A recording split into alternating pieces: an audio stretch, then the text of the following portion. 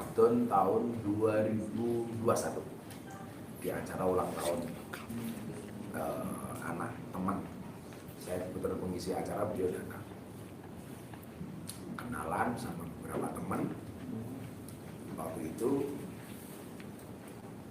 saya kepikiran begini, kan beliau ada berita waktu itu Mbak Nania ini kan murtad gitu kan, karena keluarga beliau basicnya muslim.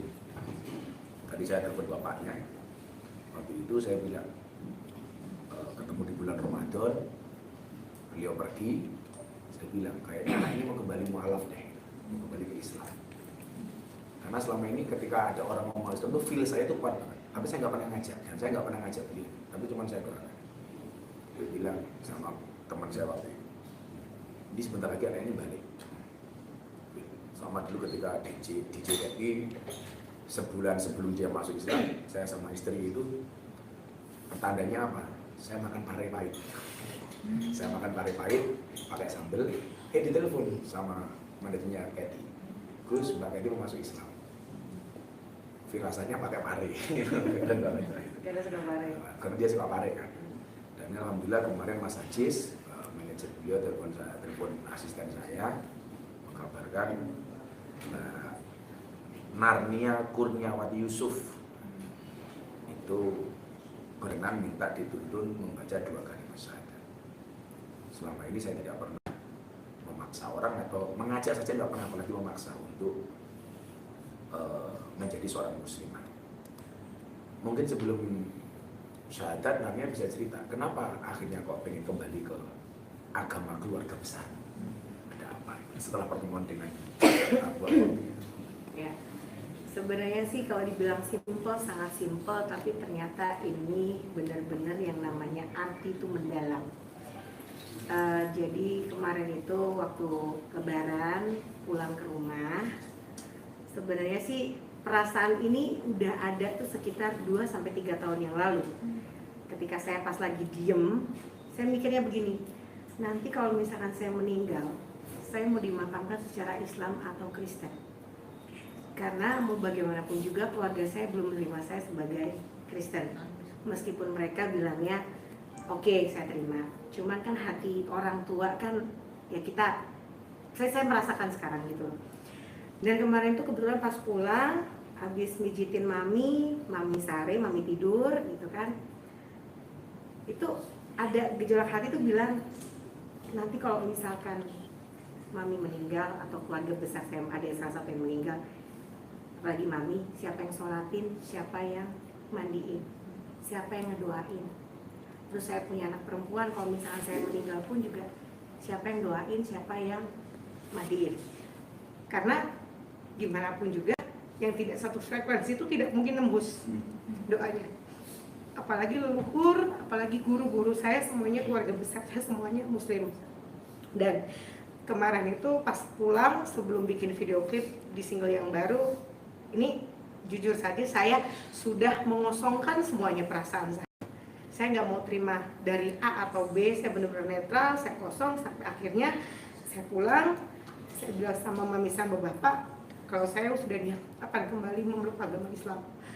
Sebenarnya simpel sih, cuman ternyata dampaknya luar biasa. Dampaknya luar biasa. Dan sekarang ketika saya udah mengutarakan itu ke orang tua, mami sama bapak, beban selama ini tuh kayak enteng banget rasanya tuh kayak apapun bakal saya hadapi, saya nggak akan takut lagi.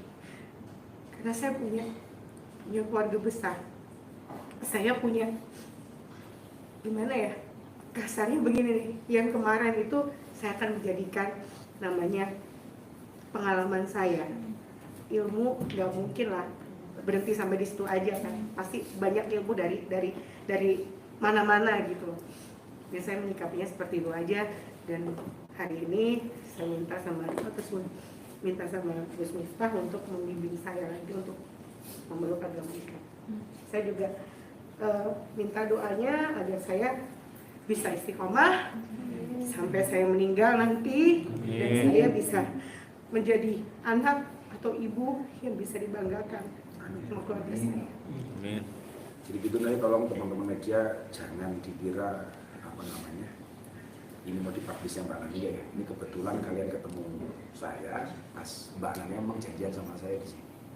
Mas Jurek mana Jurek? Wah, ada soal berita.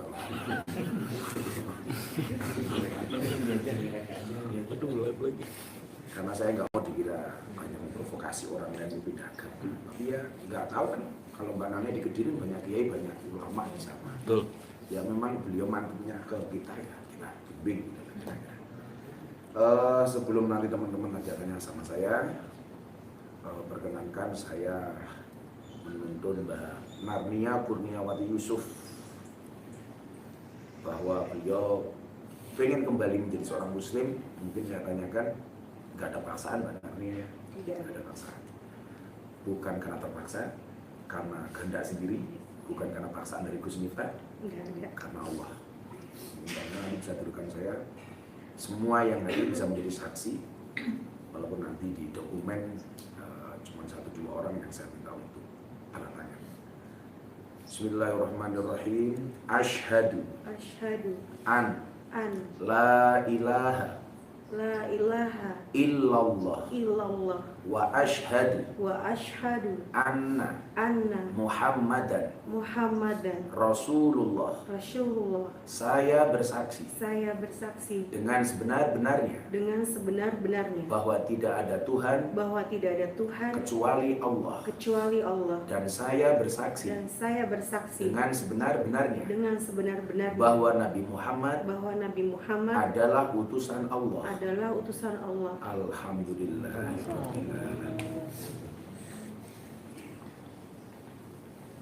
Selamat malamnya. Bismillahirrahmanirrahim. Allahumma shalli ala sayyidina Muhammad wa ala ali sayyidina Muhammad. Walhamdulillahi rabbil alamin. Allahumma nawwir quluba bi nuril iman, Allahumma nawwir quluba bi nuril Qur'an, Allahumma nawwir quluba bi nuril Islam, Allahumma nawwir quluba bi nuri sayyidina Muhammad, Allahumma nawwir quluba bi nuri hidayatika kama nawwartal abdu bi nuri syamsika abadan bi rahmatika ya arhamar rahimin. Walhamdulillahi rabbil alamin. Selamat Nania. Hari ini Anda kembali terlahir sebagai hamba Allah yang suci. Semua dosa-dosanya kemarin diampuni oleh Allah Subhanahu wa taala. Doakan saya, doakan Bunda, doakan semuanya, mudah-mudahan kami semuanya diberikan kebaikan oleh Allah Subhanahu wa taala. Nah, nanti prosesnya kita foto ininya dikirim ke anak-anak pondok, dibuatin dokumennya untuk merubah kamu identitas di catatan sipil dan lain sebagainya. Gitu ya, ya. Nah, selamat nih. Matur suwun saya, Gus. Terima kasih buat semuanya. Pangestunya semuanya. Oke, ada yang mau ditanyakan silakan. Kalau nggak pulang. Nanya gimana nih rasanya akhirnya? Maaf sudah kembali lagi lega. Dekat boleh. Jauh-jauhan kan. Tengah ini Mbak. Iya. Dikit maju. Terus saya mau jauh-jauh kangen sama aku. Iya. Ininya. Jangan maju lagi deh. Balik ke belakang. Nah, ini.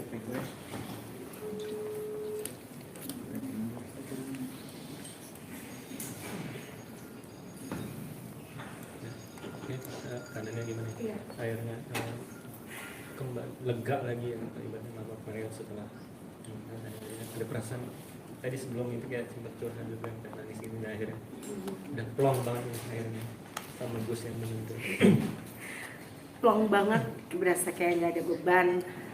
Ya semua itu kan ya perjalanan hidup kan, perjalanan yang nggak bisa saya hindari. Semua itu pasti karena pelajaran juga gitu kan.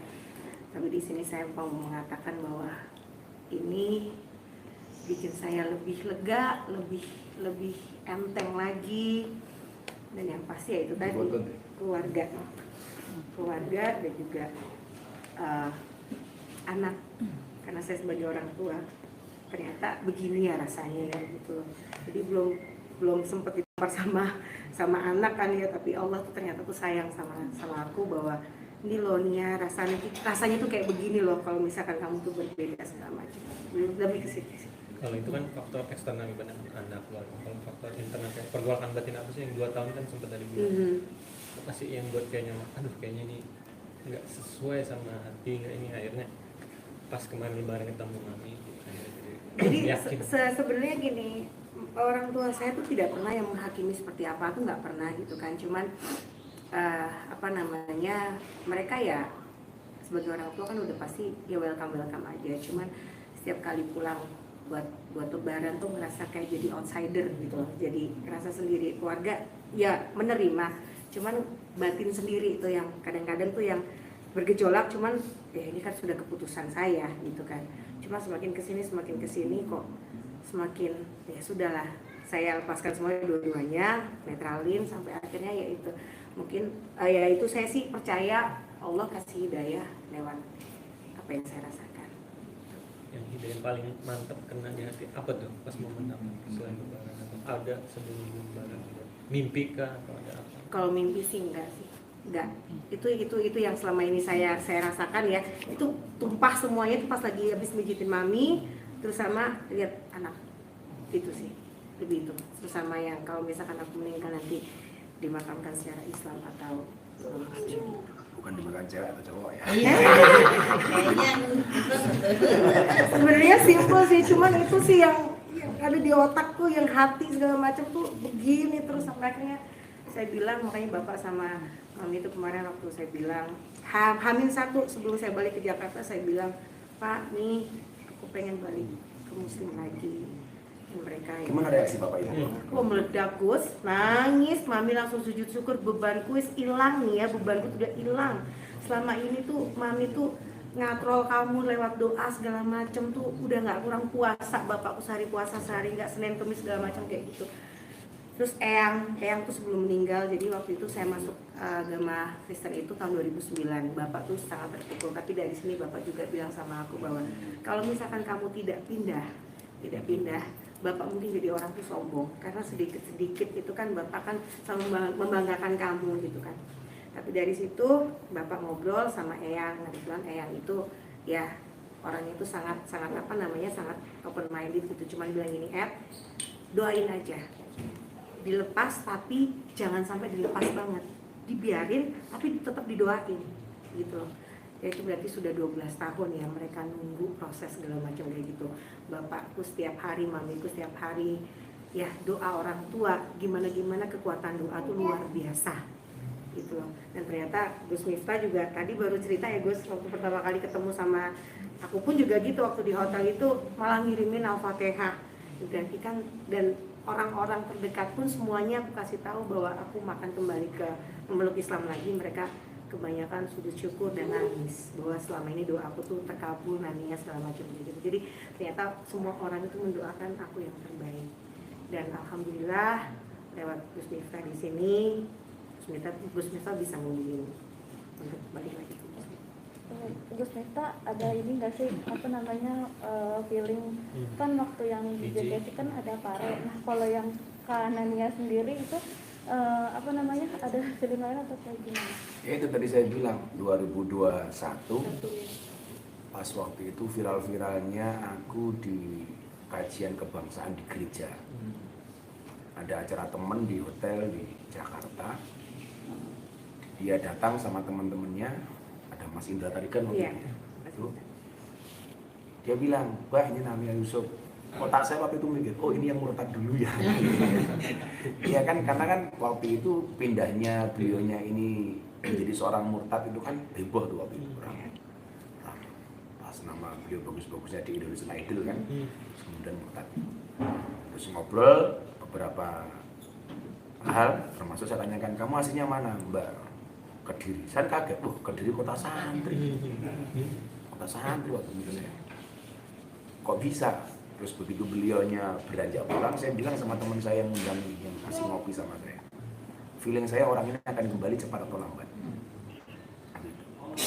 Saya sempat kirim Fatihah, karena saya kalau mendoakan orang itu yang paling pokok adalah sholawat dan Fatihah.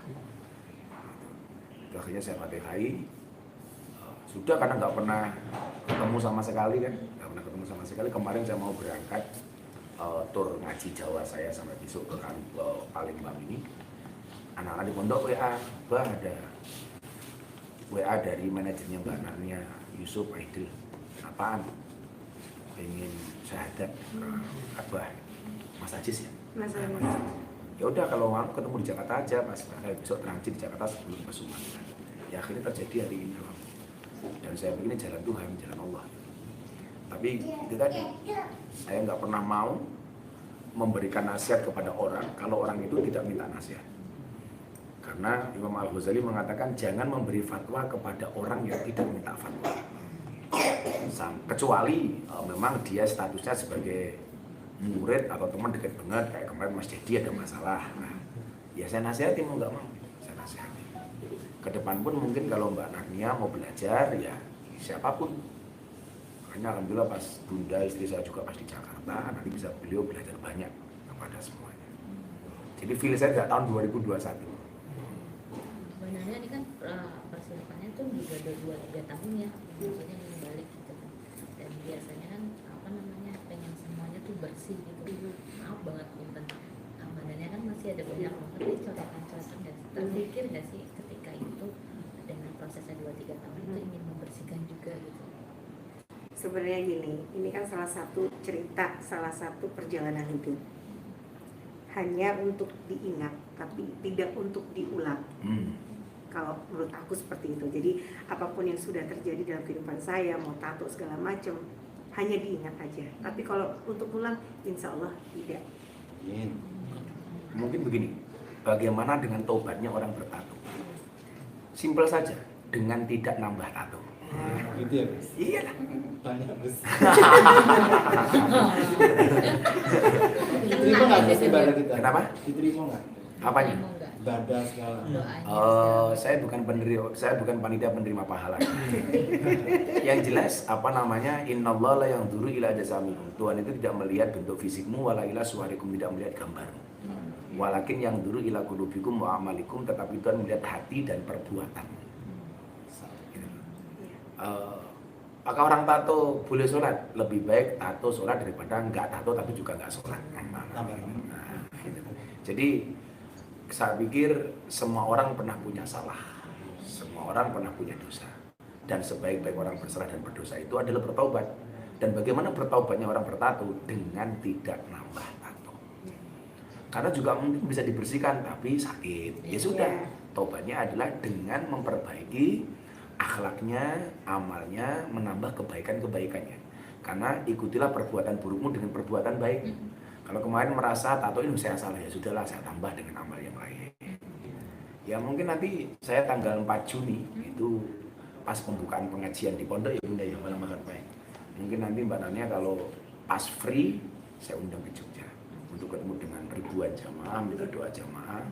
Kamu juga bisa nyanyi 1-2 lagu di sana. Jogja lagi untuk memperkuat. Ke Jogja lagi wajar. Kayaknya ketaji. Sebenarnya sempat beban gak sih ketika maaf banget image kamu kan Nania yang murtad itu ya gitu. Itu sempat beban. Banyak gak dibully gara-gara kamu murtad? Kalau dibully sih banyak ya, kan itu sifat manusia kan menghakimi. Cuma kita kan nggak mau jadi hakim balik kan, jadi diemin aja nggak apa-apa. Gitu aja. Jadi kalau beban tuh, nah sekarang ini bedanya adalah ketika nanti mereka ini pasti pro dan kontra sudah pasti, gitu kan. Sekarang ini aku lebih apa sih Gus, lebih tegar lagi untuk lebih tegar, lebih banyak. Kalau bahasa agamanya mungkin lebih mutmainnah, lebih tenang, lebih tatak gitu loh, bahasa Jawa ini lebih tataki pisan lah maksudnya gitu. Aku adepin sekalian aja. Karena di sini ya itu perjalanan hidup saya gitu loh. Dan orang lain tidak berhak untuk menghakimi. Hakim itu adalah cuma Allah doang. Gitu loh. Jadi ya udah, jadi ya nanti fine ya. Ya udah. Happy aja sekarang. Orang sekarang maksudnya gini, ketika aku udah memantapkan hatiku untuk kembali lagi, berarti kan ada power lebih lagi. Nah itu gitu. Jadi terserah. Kalau saya kan bilang Tuhan itu menciptakan manusia untuk saling mengenal dan menasihati, bukan saling menilai dan menghakimi. Makanya kemarin saya punya quote bagus banget. Tahu tempe itu makanan enak untuk hidup yang sehat. Iya, betul. Tahu diri cara sehat untuk hidup yang enak.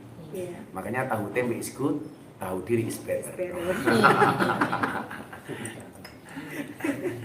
Karena Keren loh itu. abis ini apa pasti bakal bikin schedule buat ngaji lebih dalam segala macamnya. Kan keluarganya emang keluarga Islam. Maksudnya kan lebih mendalami. Basicnya gitu. udah ada. Iya, penuh punya Setelah basic. ini akan apa gitu. Iya, yang pasti namanya juga pernah kan ya, pernah jadi sekarang mungkin lebih mengingat lagi, mungkin sekarang sebenarnya semuanya itu karena terbiasa kan.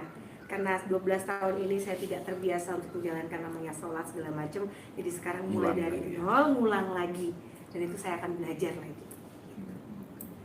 Berarti Ramadan kemarin sempat puasa Enggak, kan lagi kosong Mbak, lagi kosongin, Bener-bener ngeblank. bener diflatin, bener dikosongin, bener yang udah 3 bulan terakhir itu udah yang kosong banget.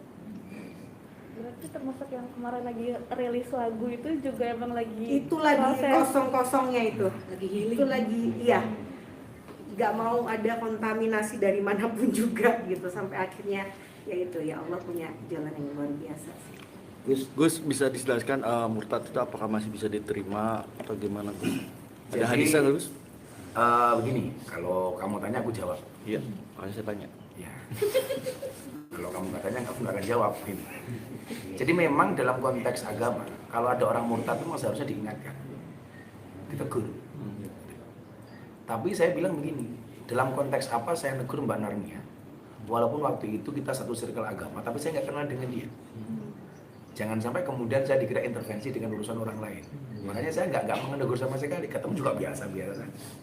Tapi begitu beliau ngomong ya, saya nasihat dalam konteks agama, orang murtad itu diingatkan untuk kembali segera menjadi seorang muslim. Kalau enggak ancamannya dibunuh. Gitu.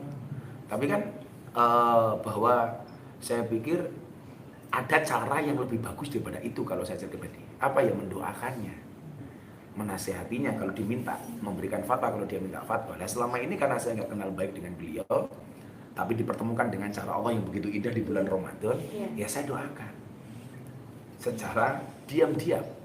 Ya Allah, ini keluarganya keluarga baik, keluarga muslim.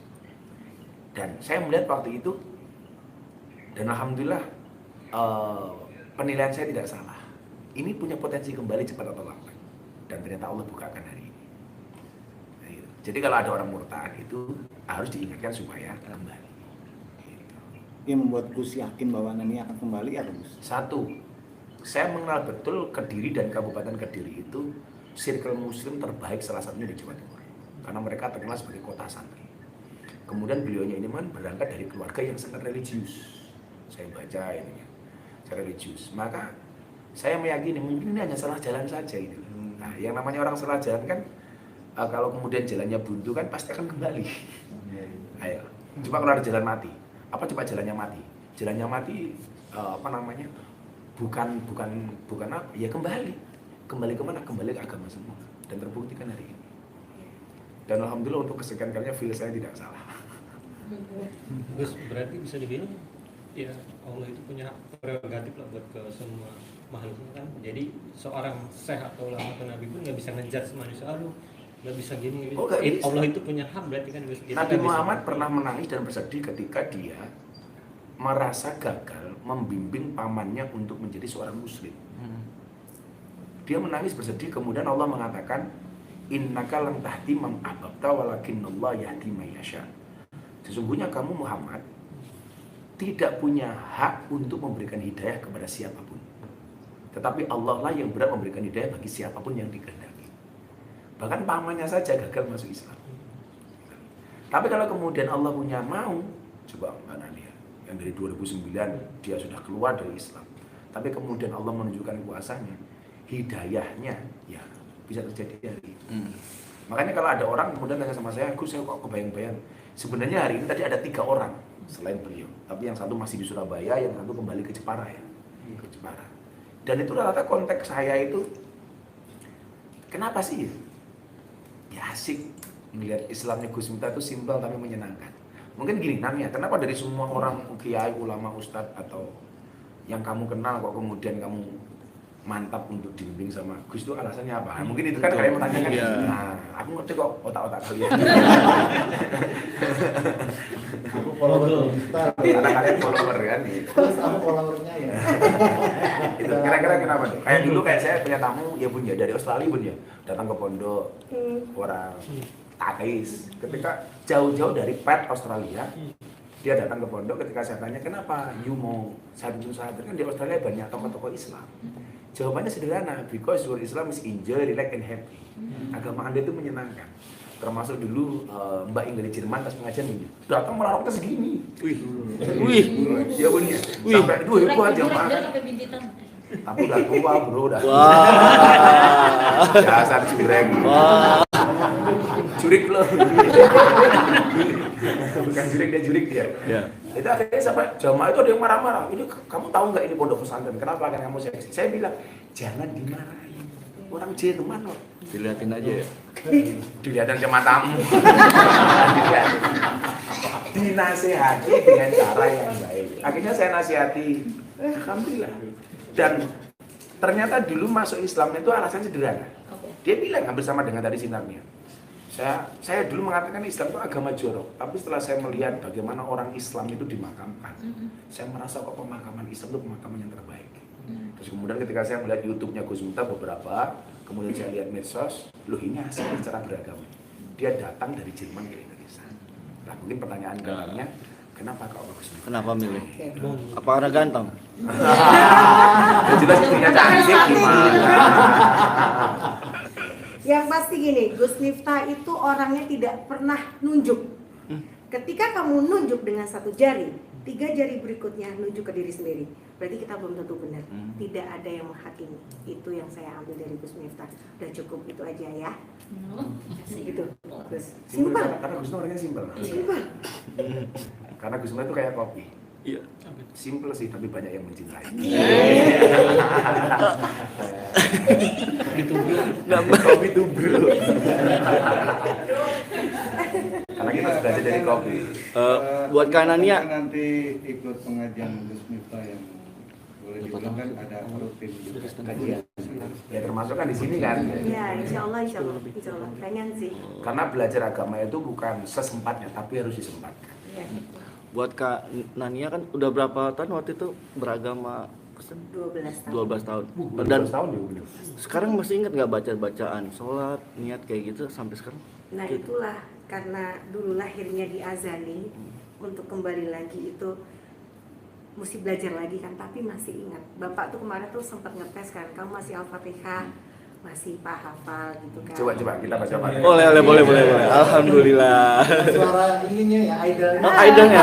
Ngaji lah koridor ya, koridor. Bismillahirrahmanirrahim. Alhamdulillahirabbil alamin. Arrahmanirrahim. Maliki yaumiddin. Iyyaka na'budu wa iyyaka nasta'in. Ihdinas siratal mustaqim. Siratal ladzina an'amta 'alaihim ghairil maghdubi 'alaihim waladdallin. Amin. Ya Budi ya. Apa lu? Ingat berapa sih? Atau malah kalian jangan-jangan yang lupa. ini lupa dia. Jurek lupa. Jurek lupa. Karena status WA-nya akhir-akhir ini galau dia. Abis ini pace kali ya, pace. Karena kan boleh kan dirimu juga dirimu kan juga dulu sebelumnya aktif ngisi agama di gereja sendiri. Itu mungkin ada pamitkah atau gimana? Ada apa? Pamitan. Pamit. Maksudnya pamit gimana? Maksudnya kayak omongan Pendeta. udah nggak bisa lagi segala Izin atau macamnya. apa, berpisah Oh. gitu. Oke, kalau itu nanti bakal saya klarifikasi karena kemarin tuh sudah ada jadwal ya Mas Aziz ya, udah ada jadwal. Nanti mungkin selain aku yang ngomong, nanti dari manajemen juga bakalan ngomong gitu. Jadi pasti itu harus, karena kan ini kan kabar baik ya. Kabar baik itu harus disampaikan gitu. Nggak usah khawatir. Wa amma bi nikmati rabbika fa hadis, kalau kamu mendapatkan nikmat dari Tuhanmu, berikan kabar gembira. Jadi akhlak Islam itu kalau senang disuruh ngomong, kalau susah diam. Iya, Beda kalau kalian susah ngomong, senang diam. Dibaca dari juri. Oke, udah. Dah? Oke. Iya. Gak usah tanya yang lain, aku lagi males. Ya. Salah, Kak. Gus, kalian.